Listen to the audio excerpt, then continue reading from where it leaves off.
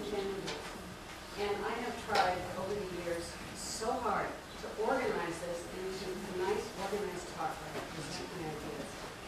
And it's just not working. I wound up with I keep going back to page 1 and starting over, and I have this notebook that I started working on when Vicki and I first started talking about doing this workshop months ago. And I kept adding pages and rearranging, and at one point I got a great big sheet of paper and I tried to put it all on one sheet of paper and work it out. And at that point I looked at it and I thought, you know, what's going on here is that what I like to talk about is missing. It just is missing. And so although I tried to put together these flowchart-like pages,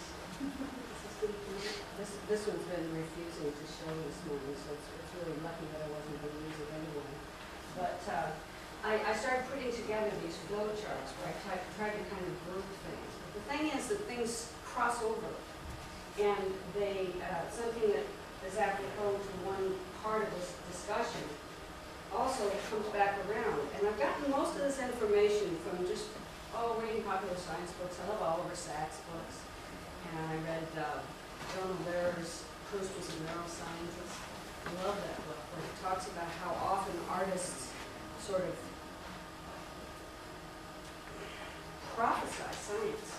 They come up with things, 100, 150 years before things that science is now proving that are just fascinating. And his title is Proust, and the whole Madeleine and memory thing, and how memories, two people can have the same experience and remember it differently. And science is now finding that we don't record memories. We record things about the event and context and elements, but every time we remember something, we reconsolidate the feelings, we reconsolidate the memory, and it all is memory. And that's how two people, I can say such and such happened on that anniversary, and my husband can say, and then, you believe that memory so much, and you can get proven wrong. So there are these fascinating things going on in our brains.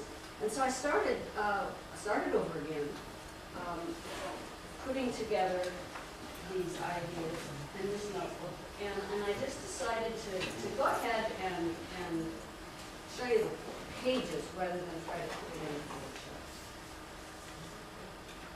So going from the flowcharts to these sort of messy journal pages.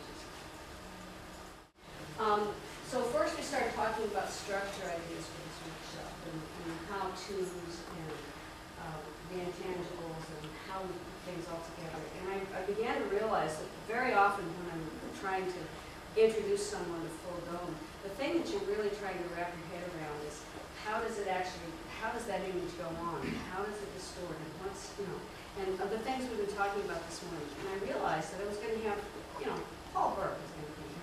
He's always been my hero when it comes to understanding the calculus involved. Calculus just makes me go crazy.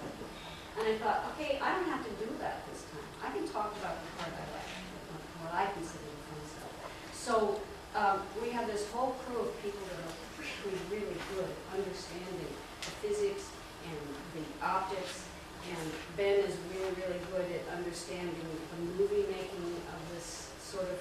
And I want to talk about the body stuff, the stuff we were beginning to notice this morning about how it affects us in other ways. And the most interesting clue came to me, a couple of years ago. One of the fellows that we worked with was actually Kieran's professor when she was working on her doctorate. His name is Tom Cardell, and he's an electrical engineering now, but he started out as a cognitive scientist. And one day, just one-off, he popped into our conversation that peripheral vision, we're always talking about the motion. We're always talking about how that's where we see motion. But he also said that's where we see context. And I didn't know that. This is where we see the what, and this is where we see the where. And I began at that point to get really, really interested in what's the value added of the dome? Why do we go to all this work to wrap it around ourselves? If it's just a gimmick, it's just, we're going to go underwater and chase fish or something. It's a lot of work to get this stuff put together. And so we've got to really make use of what it adds. And so since that day, I've been just, my ear perks up every time I hear somebody say the word peripheral. And I've collected, it's just this wonderful sort of bag full of things people have said. Now, this is a very unorganized. This is the page where I first tried to organize it again. And there are things about the language of the dome. There are things about the language of perception. About the fact that subconscious and intuition and the visceral effect are all wrapped up into this. And one of the physical things you can play with is what I call soft focus. And I first came across that in an astronomy class, where the teacher was telling us how when you've got something in the eyepiece of the telescope and it's just so faint, you can't quite see it. And he said, try to look inside it. And that this part of your vision can see, although you won't be able to focus on it, you'll be able to see it because this part of your vision picks up no light. So then I ran across Oliver Sacks' book about the island of the colorblind. And it's a place where there's just been a genetic anomaly in that a huge part of that population is colorblind. And in studying them and in working with a professor from Canada, or no, from Iceland, who's colorblind, he began to learn these interesting things about peripheral vision. The fact that we have a really strong ability to distinguish gray shades out here that we don't have here. And so a colorblind person is able to see gray gradients that we can't see.